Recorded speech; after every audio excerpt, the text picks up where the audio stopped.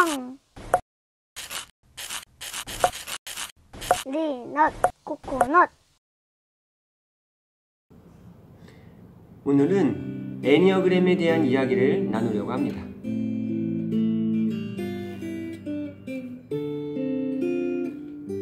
안녕하세요.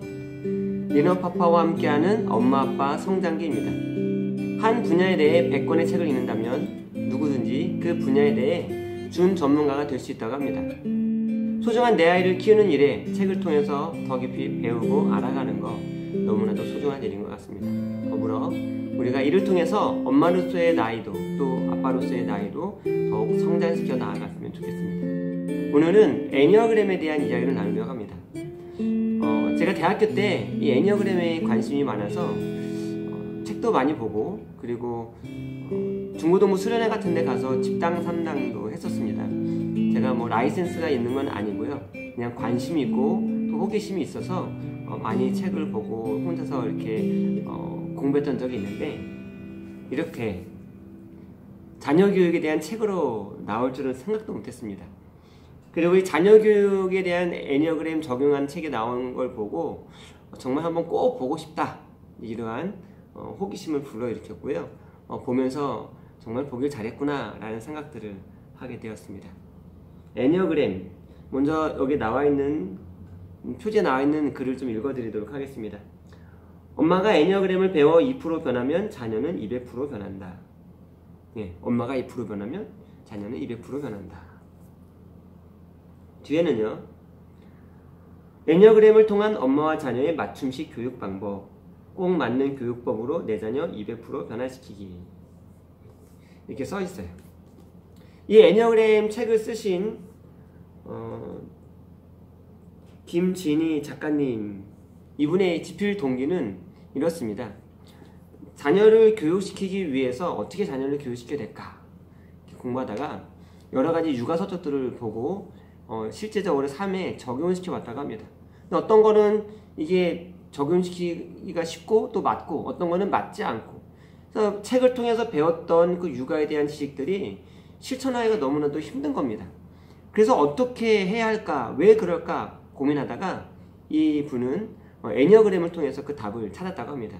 결론적으로 말하면 이겁니다.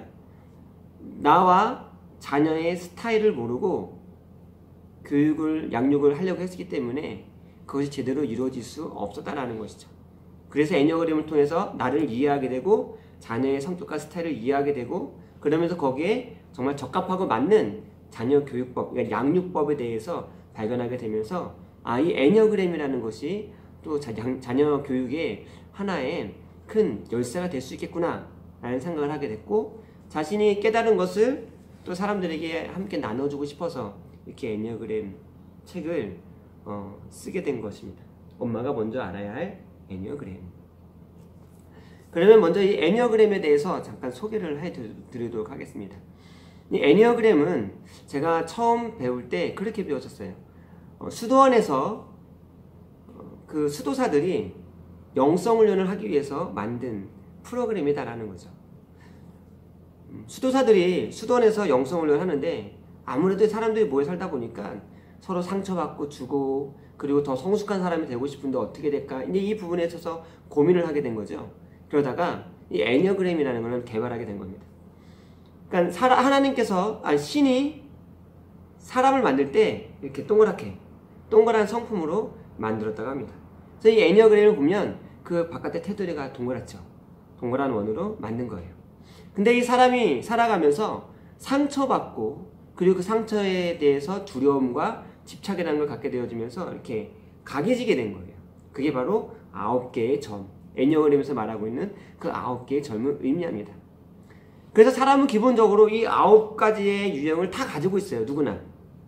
그런데 성장하면서 갖게 되어진 상처나 또는 두려움 때문에 어떤 것이 더 많이 드러나고 어떤 것이 덜 드러나고에 따라서 1번 유형, 2번 유형, 3번 유형 이렇게 사람의 성격이 다르게 나타나게 된 거다라는 것이 바로 이 애니어그램의 기본 전제입니다. 그리고 이 애니어그램의 좋은 점 중에 하나는 나의 성격 유형을 파악하고 또 다른 사람의 성격 유형도 파악하겠죠? 근데 여기서 끝나는 게 아니라 내가 더 성숙한 사람이 되기 위해서는 어떤 방향으로 나아가야 하는지, 그리고 내가 어떤 모습을 가질 땐 내가 이게 미성숙한 방향으로 퇴보하고 있다는 거, 그거를 점검할 수 있는 그러한 내용까지도 담고 있습니다. 그래서 애니어그램이 상당히 저도 호감을 갖고 봤던 책이고요. 또 여기에서도 잘 설명해주고 있습니다. 그러면 이 애니어그램, 사람들은 왜 집착을 갖게 되어지고 또 어떠한 두려움을 가지고 있을까? 먼저 제가 이것을 좀 순서를 재배열했습니다. 이 책에 나온 순서하고 조금 틀릴 수 있는데요. 내용은 책에 나와 있는 내용이에요. 그리고 제가 이 책을 보면서 깨달았다는 부분들을 이렇게 오늘은 3가지 나눔이 아니라 그냥 쭉 이어서 나열식으로 또 나눠보려고 합니다. 사람은 자라면서 상처와 스트레스를 통해서 두려움이라는 걸 갖게 됩니다. 근데 이 두려움이요, 이 유형별로 조금 차이가 있는데요. 8번, 9번, 1번 유형은 이 외부 환경에 대한 두려움을 갖게 됩니다. 이 외부 환경에 대한 두려움. 그리고 2번, 3번, 4번 유형은 이 내부 환경에 대한 두려움, 자아 내부에 대한 두려움. 그리고 5번, 6번, 7번 유형은 미래에 대한 두려움, 아직 일어나지 않은 미래에 대한 두려움을 갖게 됩니다. 그래서 이 두려움을 극복하기 위해서 각각 다른 자기만의 극복 방법을, 또 그 두려움을 대하는 태도를 갖게 되어지는데, 8번, 3번, 7번 유형 같은 경우는 환경을 통제하려는 그런 방법으로, 좀 외형적이죠.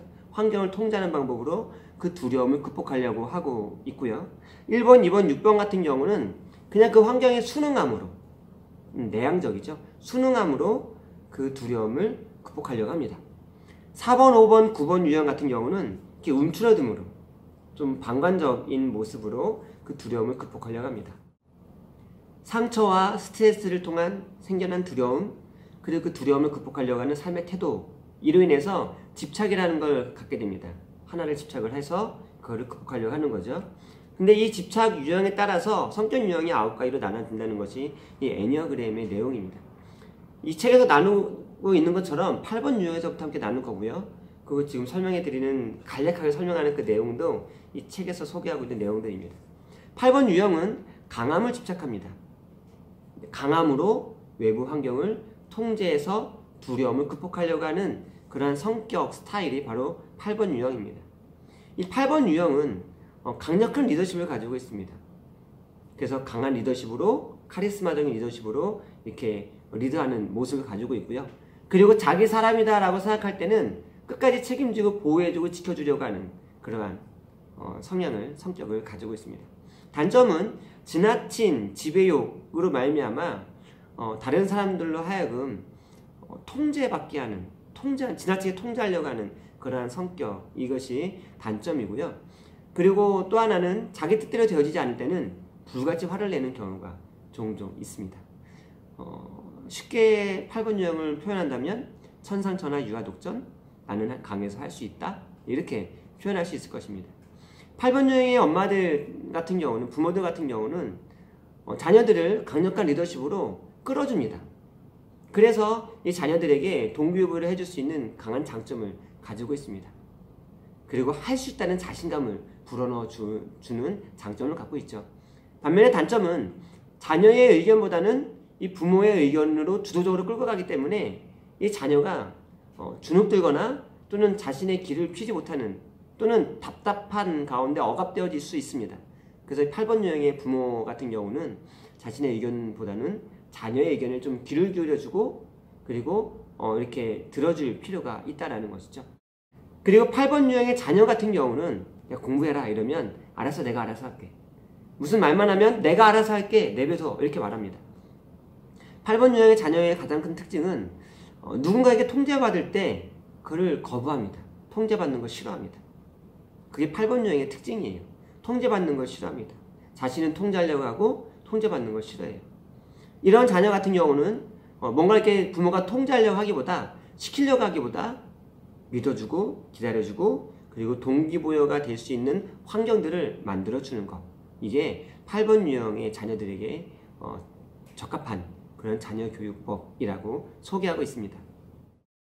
9번 유형은 평화를 집착합니다. 내가 평화를 유지함으로 이 외부 환경에 대한 두려움을 극복하고자 하는 그러한 성격 특성을 가지고 있습니다. 그래서 이 9번 유형 같은 경우는 유형 이름이 중재자, 자아 이미지는 나는 느긋하고 안정적이다. 성격 특징은 잘 나서지 않는 성격을 가지고 있습니다. 이 9번 유형은 자신의 의견을 적극적으로 표현하지 않기 때문에 두루두루 다른 사람들을 포용할 수 있는 포용력을 가지고 있고요. 그리고 평화를 유지할 수 있는 그러한 성격을 가지고 있습니다. 반면에 단점은 내 의견과 틀리면 겉으로는 갈등을 빚기 싫어서 예 라고 말을 하고 행동하지 않는 경우가 종종 있고요. 그리고 귀찮거나 급할 게 없는 이들은 어떻게 보면 느리게 느껴질 수도 있는 성격이다라는 것입니다. 이 9번 유형의 부모님 같은 경우는 자녀 양육함에 있어서 자녀와 갈등이 없습니다. 갈등 없이 자녀가 잘 지내요. 평화를 집착하는 그런 유형이다 보니까 단점은 어떻게 보면 방임적으로 자녀를 그렇게 키운다라고 보여줄 수도 있습니다. 때로는 적당한 훈육도 필요할 때가 있습니다. 그래서 9번 유형의 부모님들은 만약에 자녀가 도를 넘어선다면 적당한 훈육도 해야 바르게 양육할 수 있다라는 것이죠. 이 9번 유형의 자녀 같은 경우는 이런 경우가 있습니다. 공부해라 그러면 예, 그리고 말만 이해하고 움직이지 않는 거예요. 말만 이해 안 움직여요. 그러다가 밤늦게 이제 급하게 해야 될 때가 돼서 그때 막 쩔쩔매면서 하다가 다 못하고 그냥 이렇게 넘어가는 경우들이 종종 있다고 합니다.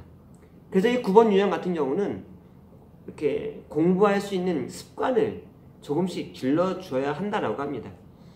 그리고 또 하나는 이 9번 유형은 자신은 뭐든지 다 못한다고 생각하기 때문에 칭찬을 많이 해주라고 합니다. 9번 유형은 아무리 칭찬을 많이 해줘도 교만해지지 않는다고 합니다. 물론 사람마다 다 교만해지긴 하겠지만 다른 유형보다 훨씬 더 낫다는 것이죠. 그래서 9번 유형 같은 경우는 특히 더 칭찬을 많이 해줘라 라고 이야기합니다. 9번 유형의 특징을 한마디로 말한다면 좋은 게 좋은 거다 이렇게 표현할 수 있을 것 같아요. 1번 유형은 완벽을 집착합니다. 자신이 내면의 규칙을 완벽하게 지킴으로 이 외부 환경에 대한 두려움을 극복하려고 하는 성격 유형이 바로 1번입니다. 그래서 이 1번 유형의 이름은 개혁가, 올바름으로 세상을 올바르게 만들기 위해서 개혁해 나가는 사람들. 자아 이미지는 나는 올바르고 완벽하다. 성격 특징은 원칙적이고 완벽을 추구하는 사람들입니다. 이들의 장점은 오늘날 이 원칙과 그리고 법과 질서가 허물어진 사회잖아요. 1번 유형은 이렇게 원칙, 규칙과 질서를 세울 줄 아는 사람들입니다. 그래서 많은 사람들에게 신뢰를 주는 사람들이죠. 단점이 있다면 원칙을 너무 주장하다 보니까 상황에 맞지 않는 원칙을 주장할 때가 있습니다. 그리고 원칙주의자다 보니까 완벽함을 추구하다 보니까 다른 사람을 비판하는 경우가 종종 있습니다. 간단하게 1번 유형을 표현한다면 원칙주의자 아니면 완벽주의자 그렇게 말할 수 있을 것 같아요. 1번 유형의 부모 같은 경우는 원칙적이고 공정한 또 규칙적인 그런 자녀 양육 태도로 자녀에게 신뢰감을 줍니다. 그리고 책임감과 의무감이 강해서 자녀를 정말 책임감 있게 교육하려고 합니다. 단점은 이렇게 완벽을 추구하다 보니까 잔소리가 많아질 수 있어요. 그리고 또한 단점은 이 1번 유형 부모님들의 잔소리가 아이들로 하여금 그 훈육의 강도가 숨막히게 할 수도 있다라는 것입니다. 이 부분을 주의하시면 정말 좋은 그런 양육 부모가 될 수 있는 스타일이죠. 그리고 이 1번 유형의 자녀 같은 경우는 이 완벽함을 너무 추구하다 보니까 안 되거나 틀리면 될 때까지 계속 반복합니다. 계속 반복을 해요. 이거 하나만으로도 이들은 상당한 스트레스를 받습니다. 그래서 이 아이들에게는 괜찮아, 틀려도 돼, 실수해도 괜찮아 라는 것들을 이야기해 주는 게 필요하다고 합니다. 이 1번 유형의 자녀들 같은 경우는 자기 스스로 엄격한 기준을 잡아놓고 그거를 지키려고 스스로 채찍질을 가하고 있기 때문에 다른 잔소리는 필요 없다고 합니다. 그냥 이 아이가 좀 더 이렇게 쉼을 얻을 수 있도록 긴장감을 좀 완화할 수 있도록 도와주는 그런 부모 역할이 이 1번 유형의 자녀들에게는 필요하다라고 합니다. 2번 유형은 사랑을 집착합니다. 다른 사람을 도와줌으로 자신의 가치를 인정받아 내부 환경에 대한 두려움을 극복하려고 하는 그러한 유형입니다. 그래서 이 2번 유형의 이름은 봉사자. 자아 이미지는 나는 다른 사람을 도와준다. 성격 특징은 관계지향적입니다. 이런 사람들의 장점은 도움이 필요한 사람들을 정말 도와줄 수 있는 사람들이고, 그래서 도움이 필요한 사람들이 큰 힘을 얻게 하는 그러한 사람들입니다. 단점은 내가 누군가를 도와줬는데 그 사람이 그 도와준 거에 대해서 알아주지 않거나 고마워하지 않는다면 자신을 보잘것없는 존재로 여기고 우울해지거나 또는 때로는 복수하기도 합니다. 이 2번 유형의 부모님들은 자녀들이 뭐가 필요한가, 뭐가 부족한 거를 빨리 캐치해서 그 필요를 채워주는 것에 아주 탁월한 부모들입니다. 그리고 사랑이 많아서 자녀들을 따뜻하게 사랑으로 잘 양육합니다. 단점은 이 자녀들이 실수할 기회를 다 빼앗아 버릴 수 있고요. 실수를 통해서 많은 걸 배우지 않습니까? 그리고 자칫 잘못하면 자녀를 마마보이로 키울 수 있습니다. 이번 유형의 자녀 같은 경우는 친구들과 놀고 어울리는 걸 너무나도 좋아합니다. 공부도 같이 친구들과 함께 하는 걸 너무나도 좋아해요. 이 2번 유형 같은 경우는 또 자신의 이득보다는 남을 도와주는 걸 상당히 좋아합니다. 이 2번 유형의 학습을 시킬 때는 그래서 자녀가 친구들과 어울리고 놀고 귀가했을 때 학습이나 숙제를 할 수 있도록 지도해 주는 것이 필요하다라고 합니다. 3번 유형은 성취를 집착합니다. 어떤 목표를 정해놓고 성공하기 위해서 열심히 일해서 그것을 성취함으로 자신의 가치를 인정받아 내면의 두려움을 극복하려고 하는 그러한 성격입니다. 그래서 이들의 성격 유형의 이름은 성취자. 자아 이미지는 나는 잘 적응하고 성취한다. 성격 특징은 성공지향적입니다. 장점은 어떤 목표를 정해놓고 이 목표를 이루기 위해서 항상 열심히 노력하고 달려갑니다. 정말 열심히 사는 사람들이에요. 단점은 이렇게 열심히 항상 달려가기 때문에 쉽게 지치겠죠. 그리고 성취하지 못할 경우 자신을 가치없는 존재로 생각해서 쉽게 우울해지기도 합니다. 이 3번 유형의 부모님들 같은 경우는 정말 열심히 노력하고 목표를 향해서 달려가는 그 모습이 자녀에게 아주 좋은 본이 되어집니다.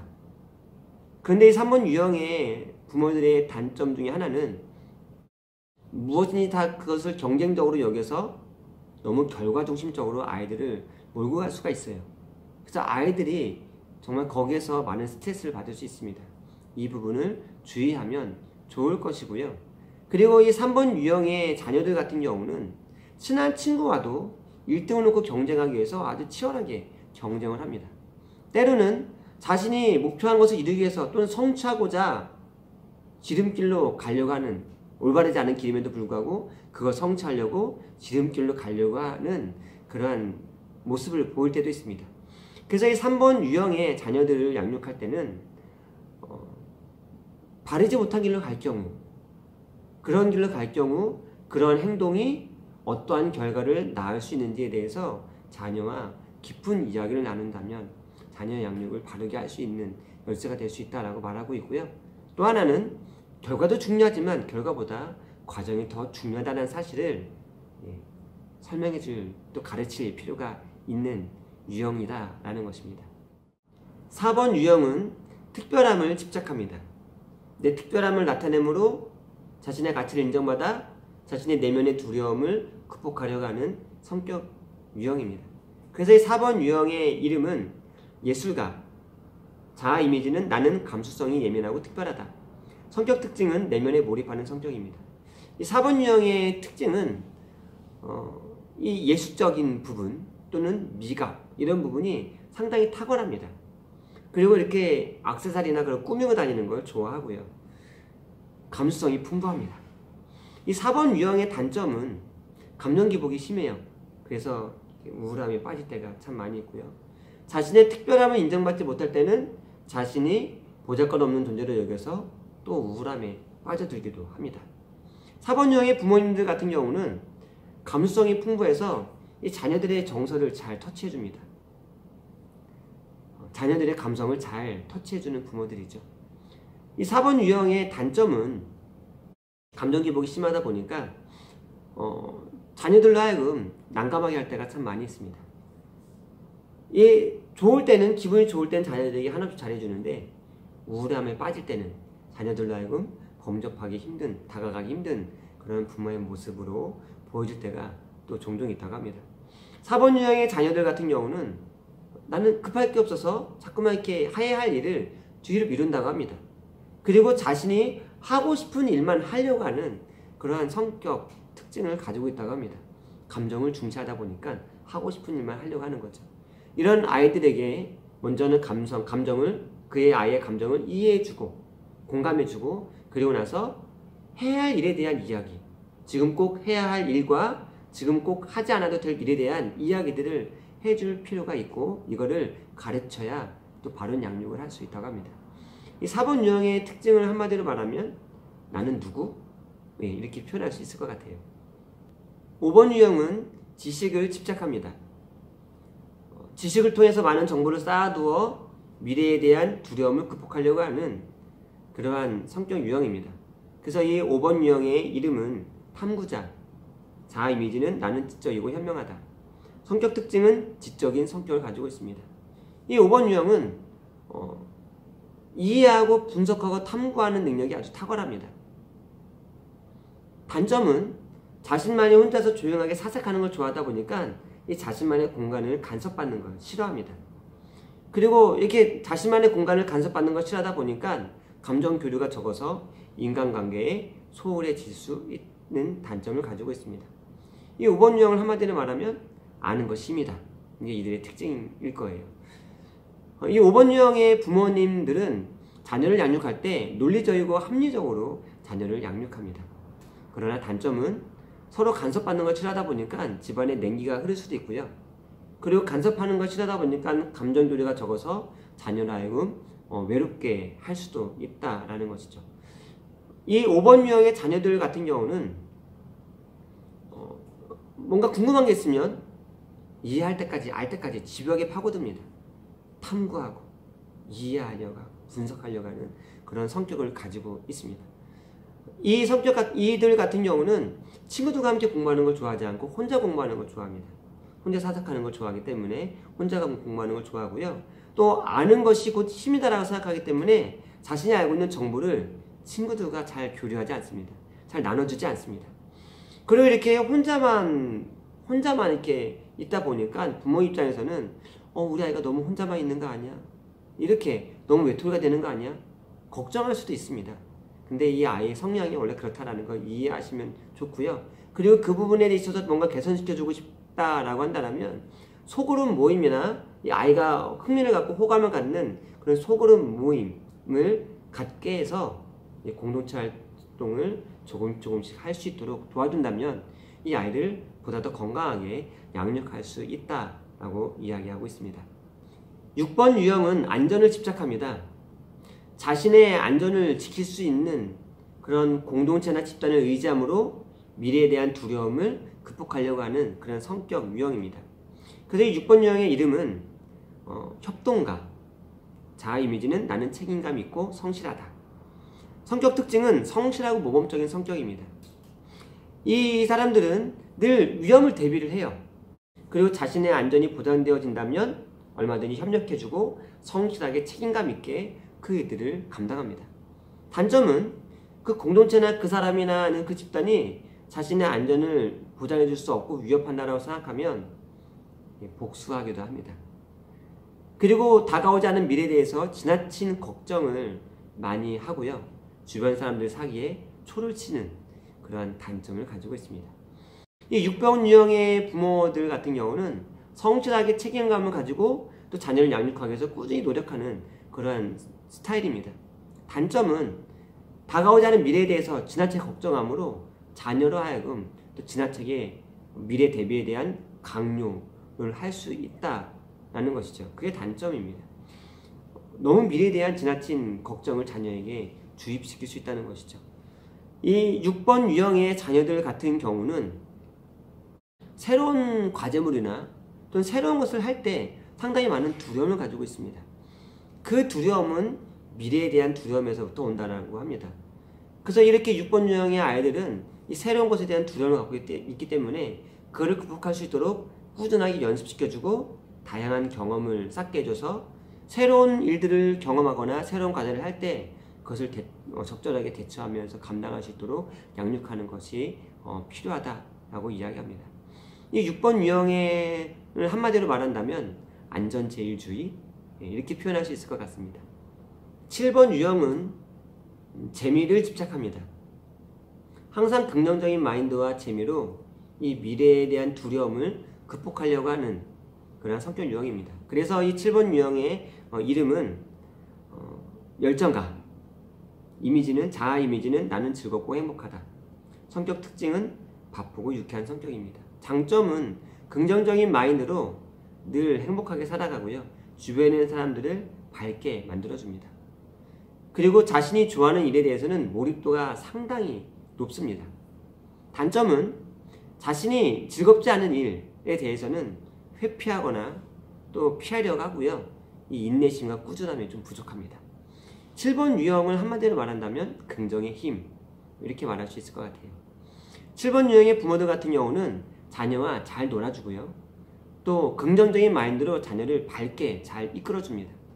단점 같은 경우는 불규칙한 양육 태도로 자녀에게 신뢰감을 잃을 수 있고요. 그리고 긍정적인 마인드로 가다가 막판에 갑자기 불안해져서 자녀에게 강요함으로 자녀와 갈등을 일으킬 수 있다는 것입니다.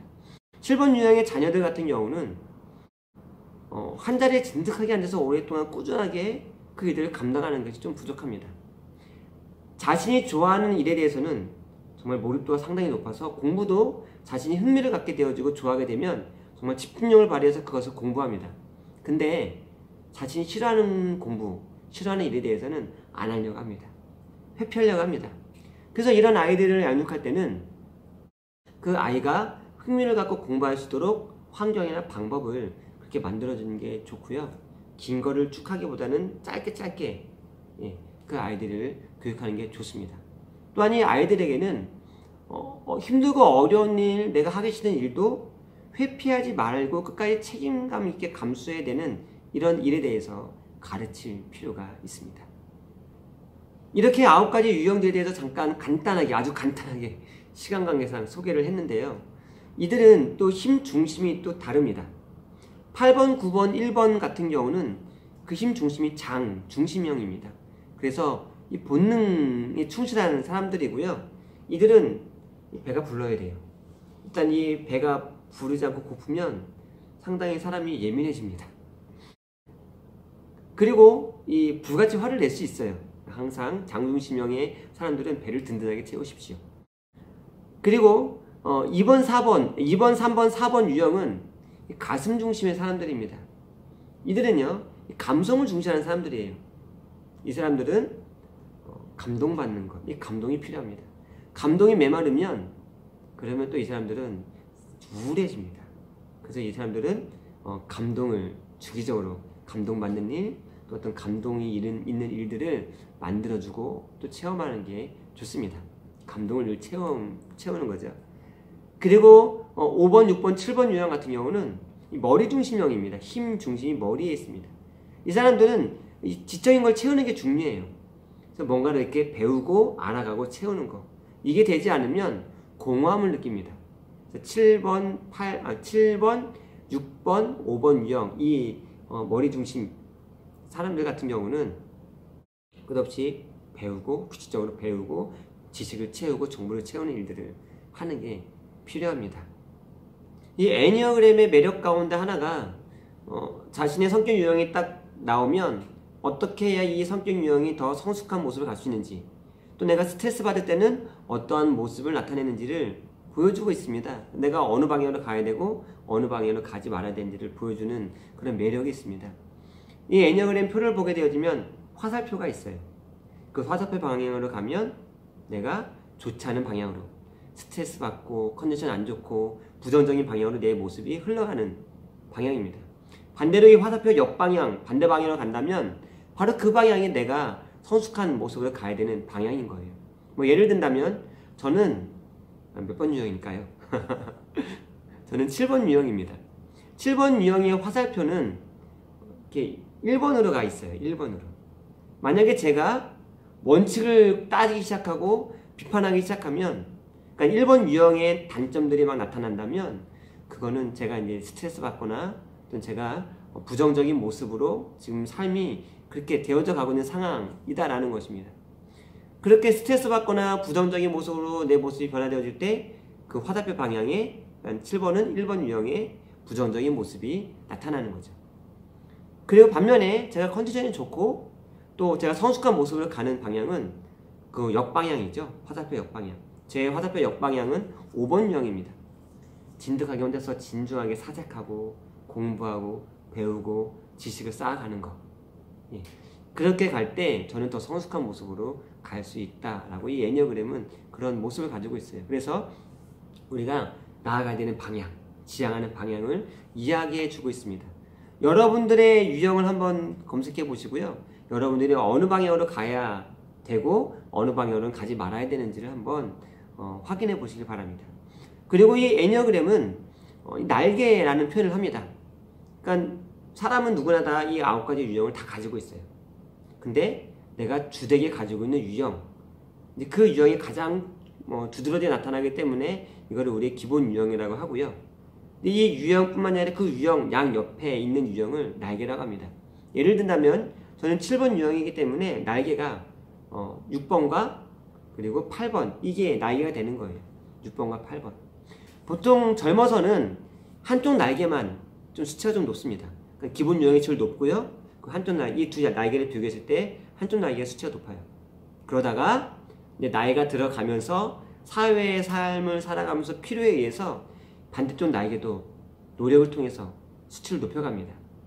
이렇게 이 양 날개가 수치가 같이 높아질 때 새가 양 날개로 힘을 갖고 훨훨 날아오르는 것처럼 그렇게 성숙하고 또 보다 더 멋진 그러한 성품의 사람으로 변화되어질 수 있다는 것이죠. 그래서 여러분, 저 같은 경우는 이 6번 유형의 날개, 그러니까 안전을, 항상 이 안전을, 그리고 책임감과 성실하게 일하는 거, 그리고 8번 유형의 날개, 이 강력한 리더십, 그리고 내 사람을 보호하려고 하는 그런 모습, 이러한 장점들, 이 8번과 6번 유형의 날개를 더 키워나갈 때 더 건강한 7번 유형의 사람이 될 수 있다 라는 것이 바로 이 애니어그램이고요. 또 이 책에서도 이러한 내용들을 소개하고 있습니다. 어떻게 보면 좀 복잡할 수도 있는데 상당히 입체적으로 나와 있고요. 그리고 제가 이 아래에 이 애니어그램을 간단하게 우리 체크해 볼 수 있는 그런 사이트를 링크 시켜 놨습니다. 한번 보시고 여러분들 한번 나는 어떤 유형인지, 우리 자녀는 어떤 유형인지, 그러면 나는 우리 자녀들을 어떻게 또 양육해야 하는지 살펴보시길 바라고요. 양육법에 대해서 더 궁금하시다면 이 책을 한번 직접 보시면 또 많은 도움이 될 것 같습니다. 오늘은 여기까지 하고요. 우리가 함께 실천해봤으면 하는 거는 한번 나와 우리 자녀의 애니어그램 성격 유형을 한번 알아봤으면 좋겠습니다. 그걸 한번 해보길 바라고요. 여러분 혹시 함께 독립하기를 원하는 것이 있다고 한다면 이 댓글을 꼭 달아주시고요. 그리고 좋아요, 구독하기 부탁드립니다. 또한 여러분들이 자녀 교육하다가 함께 나누고 싶은 이야기가 있다고 한다면 댓글로 또 부탁드립니다. 다음에 함께 나눌 책은 이 책이에요. 소신있게 엄마표 꿀육아. 이 책을 지금 읽고 있는데 이 책은 옴니버스 식으로 토막토막 이야기 줄거리식으로 되어 있고요. 우리가 즉석에서 이럴 때 내가 어떻게 양육을 해야 될까에 대한 답을 찾을 수 있는 그런 책입니다. 이 책의 저자도 그게 고민했던 거예요. 양육에 대한 책이 많은데 그 책에 있는 방법대로 했을 때 내 자녀가 잘 인도되어 나와 있는가? 실패합니다.